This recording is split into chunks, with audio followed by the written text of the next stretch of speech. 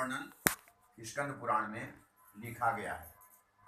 उस समय का जो राजनीतिक भूगोल और सांस्कृतिक मान्यताएं हैं उनका निरूपण स्कंद पुराण में किया गया है। अब स्कंद पुराण में से ये जो सत्यनारायण की कथा है ये रेवाखंड से ली गई है। रेवाखंड उस भूभाग को कहते हैं जहाँ से नर्मदा जी नदी निकलती हैं और जितने भूभाग को अपने परिक्रमा में घेर लेती हैं वह उस समय रेवाखंड कहलाता था। कहने का मतलब अमरकंटक से नर्मदा जी निकलती हैं और इंदौर तक पहुंच करके एक विशालकाय नदी का रूप धारण कर लेती है और फिर आगे अपने स्नान नदियों को मिलाती हुई वह पश्चिमगामी हो जाती हैं और अरब सागर में गिरती हैं मध्य प्रदेश से निकल करके। तो उस भूभाग में जो नर्मदा जी के तट पर पड़ता है उसको उस समय रेवाखंड कहते होंगे। वर्तमान मध्य प्रदेश का बड़ा भाग, गुजरात का भाग, महाराष्ट्र का भाग वो जो है रेवाखंड कहलाता होगा। तो उस रेवाखंड में सत्यनारायण कथा का वर्णन किया गया है। किया तो रेवाखंड में वर्णन है लेकिन वस्तुतः ये कथा मानसखंड की है। मानसखंड उस भाग को कहते थे जहां हमारा कैलाश मानसरोवर है। कैलाश मानसरोवर से आसेतु नैमिषारण्य तीर्थ तक ये भूभाग मानसखंड कहलाता था। जिसमें नेपाल भी इसमें सम्मिलित था, कुमाऊं इसमें सम्मिलित था, गढ़वाल इसमें सम्मिलित नहीं था।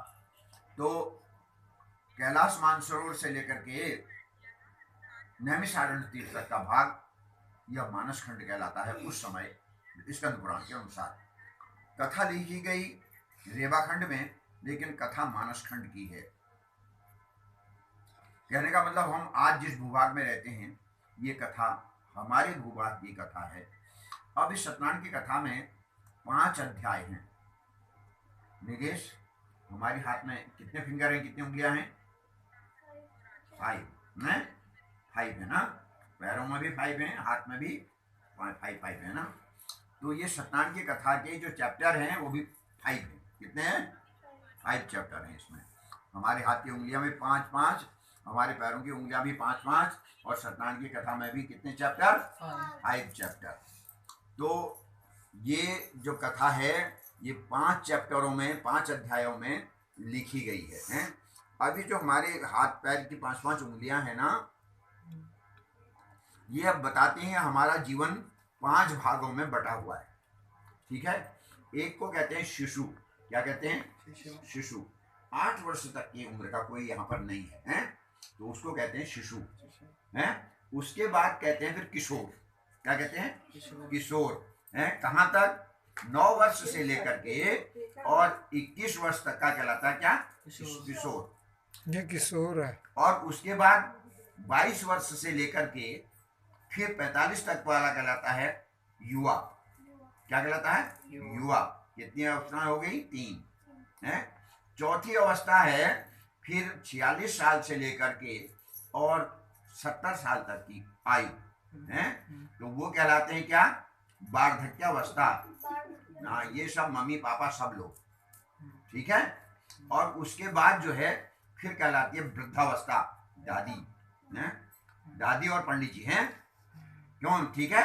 वृद्धावस्था, दादी और पंडित जी। ठीक है। ये वृद्धावस्था। तो हमारे जीवन के 5 सोपान हैं। ये उंगलियां हमें बताती हैं कि हमें इन 5 सोपानों से अपना जीवन आगे बढ़ाना है। ठीक है। इसलिए सत्यनारायण की कथा में अध्याय भी कितने हैं? 5। अब ये जो ताऊ है ना, इसलिए मेरे से कह रहा था बच्चों का जनेऊ करना है। अब घर पर सुविधा नहीं हो पा रही। मैंने कहा गायत्री पीठ में कर लाओ। गायत्री पीठ हरिद्वार में भी है और हल्दू चौड़ में भी हमारे वहाँ। तो मैंने कहा वहाँ कर लाओ। तो ताऊ ने मुझसे कहा वो जो है सनातनी पद्धति से नहीं करते हैं। अभी बताएंगे। तो इसने क्या कहा कि वो लोग सनातनी पद्धति से नहीं करते हैं और मैं चाहता हूँ कि यज्ञोपवीत वो तो सनातनी पद्धति से हो। तो मैंने कहा ठीक है, रानी बात करते हैं। ठीक है। तो हमारे वहाँ अलग अलग पद्धतियाँ हैं। जैसे English medium, Hindi medium, Sanskrit medium, इस तरह पढ़ते ना बच्चे। संस्कृत विद्यालय के संस्कृत मीडियम में पढ़ते हैं और कुछ बच्चे हिंदी मीडियम में पढ़ते हैं। नीलेश और ये शांतनु इंग्लिश मीडियम में पढ़ते हैं। तो इसी प्रकार हमारे वहाँ अलग अलग और थे, अलग अलग विचार हैं, अलग अलग मान्यताएं हैं। तो ताऊ ने कहा कि सनातन पद्धति से करेंगे, तो हमने कहा ठीक है, चित्रशिला तीर्थ में व्रतों का जनेऊ करेंगे।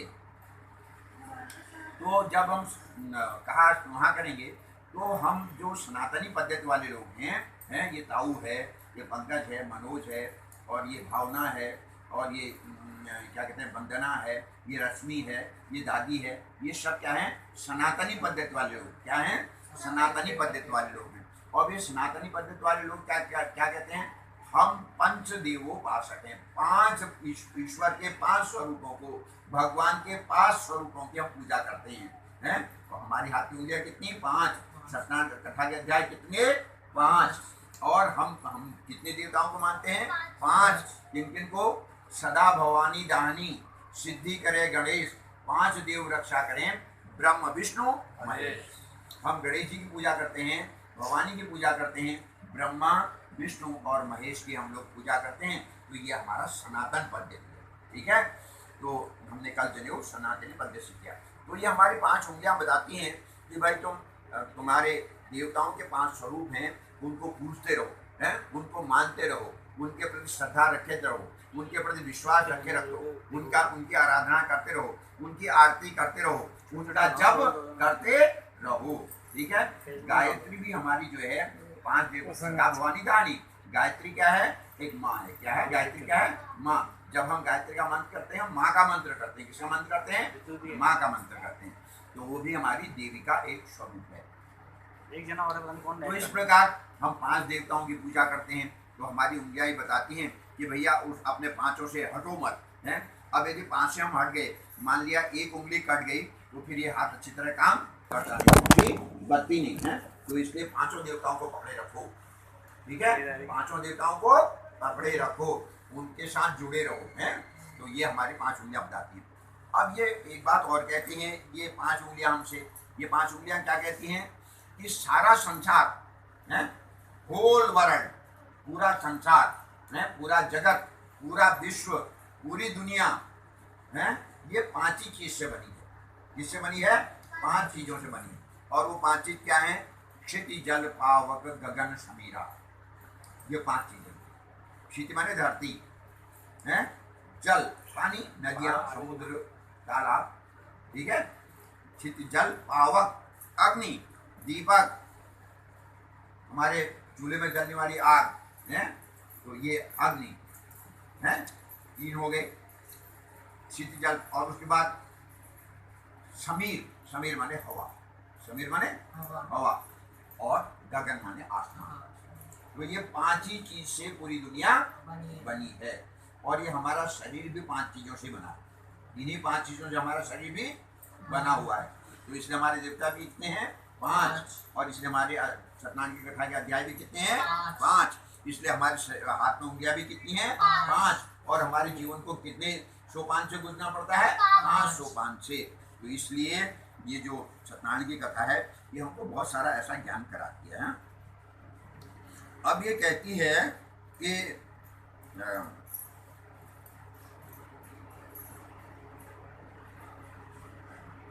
हमको 5 प्रकार के भय होते हैं। डर है, एक्सीडेंट है, कितने प्रकार के? 5 प्रकार के। कौन कौन से? अग्नि का भय, हाथ जल जाएगा, दूर से रखूंगी, हाथ को दूर रखूंगी है। तो यानी अग्नि का भय। और उसके बाद जल का भय, नहर में मत उतरो, बह जाओगे। ठीक है, नदी में गहरे नहाने मत जाओ। कल बार बार मनोज को पकड़ना पड़ा, नीलेश को और शांतनु को ना, कहीं आगे बढ़ जाएंगे तो बह जाएंगे। ठीक है, तो जल का भय, अग्नि का भय, जल का भय, और फिर वायु का भय। आंधी आ जाती है ना, तो आंधी में क्या होता है? बड़े बड़े मकान ढह जाते हैं, गाय, भैंस, बकरी, मनुष्य, आंधी दूर पटक देती है। ठीक है, तो इसलिए वायु का भय है, एयर अफेक्ट। ठीक है, और उसके बाद क्या है? चोर का भय। कभी कभी हमको गहरी नींद आती है और चोर दरवाजा खोल खा के हमारी चीजों को उड़ा ले जाता है, तो थीफ अफेक्ट। ठीक है, तो चोर का भय।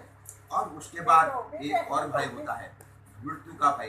कल हम जब वहां गए ना, वहां लगा रखी थी ना आग चिताओं में, वो सब मृत्यु को प्राप्त हो गए थे वो लोग। उनके लगाई थी चिताएं हैं, तो मृत्यु का भय, कहीं मर न जाए इसका भय। तो ये 5 प्रकार के भय होते हैं हमारे जीवन में हैं। तो सत्यनारायण की कथा हमको बताती है ये 5 प्रकार के भय भी हमारे जीवन में हैं, इनसे सचेत भी रहना है। अब कहा हमारे 5 शत्रु भी हैं, एनिमी। कितने हैं? 5। कौन कौन से? कहा लोभ। ताऊ जी के पास अच्छा मोबाइल है, मैं फट से उठा लूं है और छिपा दूं है, ये क्या है? लोभ है। क्या है? लोभ है। और चाचा आज अच्छी मिठाई लाए हैं, भगवान को चढ़ाने से पहले ही मैं टपका लूं, ये क्या है? लोभ है। क्या है? लोभ है हैं? तो इसको कहते हैं लोभ। तो ये लोभ जो है एक शत्रु है हमारा। उसके बाद मोह भी होता है। एक क्या होता है? मोह होता है? मेरी मम्मी ज्यादा अच्छी है, ताई अच्छी नहीं है, मेरी मम्मी ज्यादा अच्छी है, मेरा ही बेटा ज्यादा अच्छा है। ठीक है नहीं? इसको क्या कहते हैं? मोह। क्या कहते हैं? मोह कहते हैं इसको। तो ये मोह भी एक शत्रु है। अच्छी बात नहीं है ये, मेरी मम्मी अच्छा है, ऐसा कहना, सब अच्छे हैं। क्या कहना चाहिए? सब अच्छे हैं। यदि हम कहेंगे मेरी मम्मी अच्छी है, मेरा ही पापा अच्छा है, तो फिर विभेद हो जाएगा है, फिर परिवार में ही गड़बड़ हो जाएगी। ठीक है, इसलिए मोह भी एक शत्रु होता है हमारा है। उसके बाद कभी कभी हमको घमंड आ जाता है? हाँ, क्या क्या? मेरा पापा ने इतना कमाया, मेरे पास इतने पैसे हैं, मेरे पास इतनी किताबें हैं इसको क्या कहते हैं? मद। क्या कहते हैं? मद। तो ये मद भी एक दुश्मन है? तो ये क्या करता है? हमारी बुद्धि को गड़बड़ कर देता है? हमारे नॉलेज को गड़बड़ कर देता है। इसलिए इससे भी, इस शत्रु से भी सावधान रहना चाहिए। और फिर मात्सरी, कभी कभी हमको आलस्य आ जाता है। सुबह कहा जल्दी उठना और हम 8 बजे उठे, आलस्य है, तो अब सुबह का काम करना ही रह गया। ठीक है, तो ये आलस्य भी जो है हमारा एक शत्रु है। और उसके बाद अज्ञान। हमने जितनी बात बताई हमने सुनी तो सही, लेकिन याद नहीं रखी, तो अज्ञान हो जाता है इसको है। तो अज्ञान भी हमारा, तो जो बात सुनी हमें मेमोरी में रहना चाहिए है। तो इसलिए अज्ञान नहीं होना चाहिए, अज्ञान को हटाना चाहिए। तो सत्यनारायण की कथा बताती है ये 5 प्रकार के जो शत्रु हैं, इनसे हमको सावधान रहना है। अब सत्यनारायण की कथा ने कहा नहीं नहीं, इतने से काम नहीं चलेगा। कहा ये जो मनुष्य है ये काहे से चलता है? प्राण से है, प्राण से चलता है। प्राण खत्म हो जाते हैं तो फिर वहां चिता लग जाती है ना, वो आग हम देख लेते कल वहां। तो वो प्राण, इस शरीर में 5 स्थानों में प्राण रहते हैं। उन 5 के अलग अलग नाम हैं। प्राण, अपान, व्यान, उदान और समान। ये 5 प्राण अपने को 5 हिस्सों में बांट करके हमारे मस्तिष्क में रहता है, गले में रहता है, हृदय में रहता है, नाभि स्थान में रहता है और हमारे बुधा स्थान पर रहता है। तो इस प्रकार ये 5 स्थानों पर प्राण अपने को रखता है। तो इसलिए कहा ये 5 प्रकार के प्राण हैं हमारे शरीर में, इन्हीं प्राणों से हम संचालित होते हैं। तो सत्यनारायण की कथा हमको ऐसा बताती है। फिर कहा 5 प्रकार के घर भी होते हैं। क्या? हाउस। कितने प्रकार के होते हैं? 5 टाइप्स होते हैं।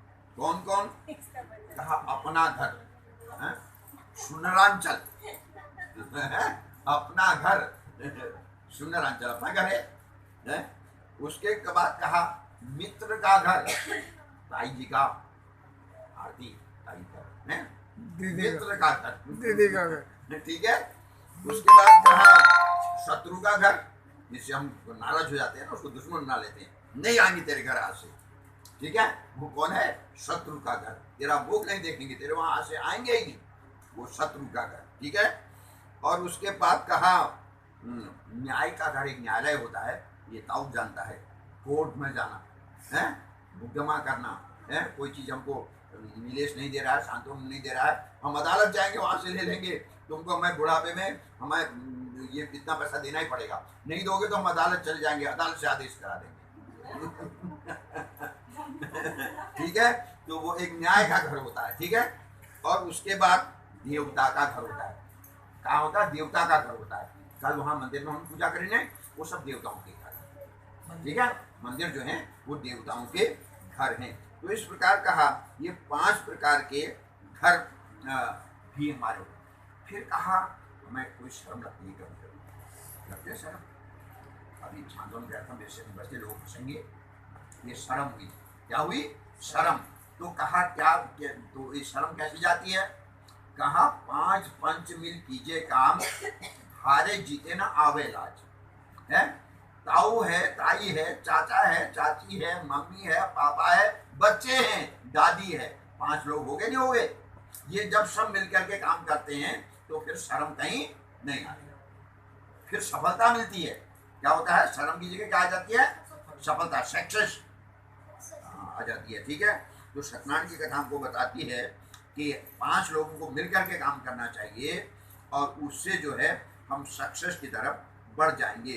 तो इस प्रकार ये सत्यनारायण कथा के 5 अध्याय की बात मैंने सबको बताई ना। सबने सुनी नहीं सुनी? नीलेश तो सुनी ना हमारी बात।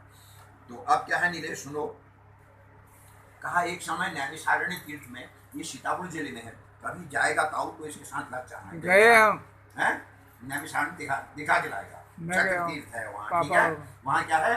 चक्र तीर्थ। और वो भारतवर्ष का सबसे पुराना तीर्थ है। भारतवर्ष का सबसे पुराना तीर्थ है, लेकिन फैलता नहीं है। वो अपनी जगह पर बना रहेगा। हैं?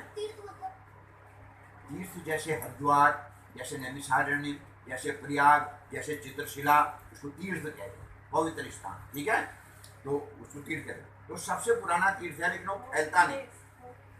होली प्लेस, वो फैलता नहीं, वो फैलता नहीं, नैमिषारण्य फैलता नहीं। क्यों? इसलिए कि अब साइंस ने ये मान लिया है, नैमिषारण्य संसार की धुरी है। नैमिषारण्य क्या है? संसार की धुरी है। और संसार की धुरी कैसे होती है? वो सिकुड़ी हुई होती है ना, उस धुरी पर ही संसार खड़ा रहता है। और जब कभी संसार समाप्त हो जाएगा, धुरी समाप्त नहीं होगी, तो नैमिषारण्य कभी समाप्त नहीं होगा। इसलिए हमारे हिंदुओं में, हमारी सनातनी पद्धति, मैंने अभी कहा था, हमारी सनातनी पद्धति में सारा काम कहाँ से शुरू होता है? नैमिषारण्य से। कहाँ से शुरू होता है? हमारे जितने भी ग्रंथ हैं सब नैमिषारण्य से अपने को शुरू करते हैं। अब नैमिषारण्य इसको हम बांट देते हैं, डिवाइड कर देते हैं। नैमिषारण्य एक शब्द है ना, इसको हमने डिवाइड किया है। तो कैसे करेंगे डिवाइड? कहा नमः धन ईश धन अरण्य, इससे नैमिषारण्य बनता है। ठीक है, नमः माने नमस्कार, ईश माने भगवान, अरण्य माने वन, फॉरेस्ट है। जिस वन में लगातार भगवान को नमस्कार किया जाता है उसको नैमिषारण्य कहते हैं। तो नैमिषारण्य तीर्थ में 88,000, कितने? 88,000 इतने रिसर्च स्कॉलर एकत्र हुए, शोधकर्ता। ठीक है, आगे नहीं केवल M.Com कर रखा है, वैसा मम्मी ने पता नहीं क्या क्या नहीं मालूम, तो वंदना ने क्या क्या ये भी मेरे को नहीं मालूम। इनकी एजुकेशन बहुत कम है, इससे कहीं बहुत ज़्यादा है। और बहुत ज़्यादा कोई एजुकेशन हासिल करने के बाद भी जो लगातार प्रयास करता है कि मैं अपने ज्ञान को बढ़ाऊं। मम्मी ने छोड़ दिया ज्ञान बढ़ाना, फिर वंदना ताई ने भी छोड़ दिया ज्ञान बढ़ाना, और पंकज ने भी छोड़ दिया ज्ञान बढ़ाना, मनोज ने भी छोड़ दिया ज्ञान बढ़ाना। ठीक है, तो इसलिए जो अपने ज्ञान को लगातार बढ़ाता है उसको क्या कहते हैं? Research scholar. क्या कहते हैं? रिसर्च के। संस्कृत में उसको कहते हैं ऋषि। क्या कहते हैं? ऋषि। तो ऐसे 28,000 ऋषि, पुराणवेत्ता, इतिहासज्ञ, हिस्टोरियंस एंड रिसर्च स्कॉलर 28,000 की संख्या में नैमिषारण्य तीर्थ में एकत्र हुए। और कितने दिनों के लिए एकत्र हुए? ये नैमिषारण्य ले गया होगा तो घुमा करके दूसरे दिन ले आया होगा, क्या पता उसी दिन वापस आ गया होगा। मैं और पिताजी के। लेकिन वो कितने दिन, कितने समय के लिए? 1000 ईयर, हाँ 1000 वर्ष के लिए वहां पर आए। कितने लोग? 28,000, 88,000। तो ऐसे वहां पर वो ऋषिष्कर आए और वो वहां पर अपनी ज्ञान वृद्धि के लिए लगातार ज्ञानियों के साथ बैठते हैं और उनसे प्रश्न करते हैं, अपने प्रश्नों का उत्तर प्राप्त करते हैं। तो एक बार उस इसी रिसर्च स्कॉलर ने, वह जब धर्मसभा चल रही थी, जब बैठक चल रही थी, तो उस बैठक की अध्यक्षता कर रहे थे सूत जी। उनका नाम क्या था? सूत। ये चलता नाम था उनका, है चलता नाम था उनका। वस्तुतः उनका नाम तो लोमहर्षण था। नाम क्या था? लोमहर्षण नाम था, लेकिन उनको सूत जी करके ऐसे लोग जानने लगे हैं। ऐसा अब तुम्हारी समझ में अभी नहीं बात आएगी, शांतनु के समझ में बात नहीं आएगी, औरों के समझ में बात आई है। पहले से हमारे वहाँ यह निर्धारित था कि ब्राह्मण जो है ब्राह्मण में ही संबंध करेगा, क्षत्रिय क्षत्रिय में ही संबंध करेगा, वैश्य वैश्य में ही संबंध करेगा, शूद्र शूद्र में ही संबंध करेगा। यदि ब्राह्मण क्षत्रिय में संबंध कर लेगा, या क्षत्रिय वैश्य में संबंध कर लेगा, या वैश्य जो है वो शूद्र में संबंध कर लेगा, तो उससे जो संतानें पैदा होंगी वो संतानें शूद्र कहलाएंगी। क्या कहलाएंगी? शूद्र। तो जो लोमहर्षण ऋषि थे उनके माता पिता में से एक तो ब्राह्मण था, एक क्षत्रिय था, है, तो इसलिए उनको शूद्र कह दिया कि अब तुम ब्राह्मण भी नहीं हो, अब तुम क्षत्रिय भी नहीं हो, तो इसलिए उनको शूद्र संज्ञा दे दी गई। लेकिन वो बहुत विद्वान, उन्होंने शूद्र संज्ञा मिलने के बावजूद भी उन्होंने अपने ज्ञान को बहुत ज्यादा बढ़ाया और वो ऋषियों में पूज्य हो गए। और ऋषियों में जो 28,000 ऋषि पुराण वेदों की जो सभा चल रही थी उसकी अध्यक्षता करने का उनको अवसर मिल गया। और जब ऐसा अवसर मिल गया तो वहां एक हिस्टोरियन ने, एक रिसर्चर ने क्वेश्चन किया कि कहा महाराज कलयुग आ रहा है और कलयुग के लोगों का उद्धार कैसे होगा? हमारे वहाँ 4 युग है निदेश। एक युग का नाम कहते हैं सतयुग, ठीक है, एक को कहते हैं त्रेता, एक को कहते हैं द्वापर, एक को कहते हैं कलयुग। आजकल हम कलयुग में रह रहे हैं। जब श्री कृष्ण भगवान आते हैं द्वापर युग कहलाता है, जब भगवान राम आते हैं तो त्रेता कहलाता है, और उससे पहले जो सतयुग आता है तो वहाँ बहुत सारे देवी देवता आते रहते हैं, जाते रहते हैं, बहुत सारे आते हैं, तो इसलिए इस प्रकार 4 युग हमारे वहाँ हैं। तो लेकिन हमारे वहाँ इन 4 युगों के अनुसार 4 हमारे वहाँ वर्ण भी हैं। मैंने अभी कहा ना, एक ब्राह्मण, एक क्षत्रिय, एक वैश्य, एक शूद्र, ये 4 वर्ण भी है। अच्छा, इतना ही है, हमारे वहाँ 4 आश्रम भी हैं। हाँ, एक ब्रह्मचर्य आश्रम, शांतनु और नीलेश, ठीक है, और उसके बाद गृहस्थ आश्रम, मम्मी पापा, चाचा चाची, ताऊ ताई, हैं, ये क्या कहलाता है? गृहस्थ आश्रम। और उसके बाद एक वानप्रस्थ आश्रम होता है, पंडित जी, ठीक है।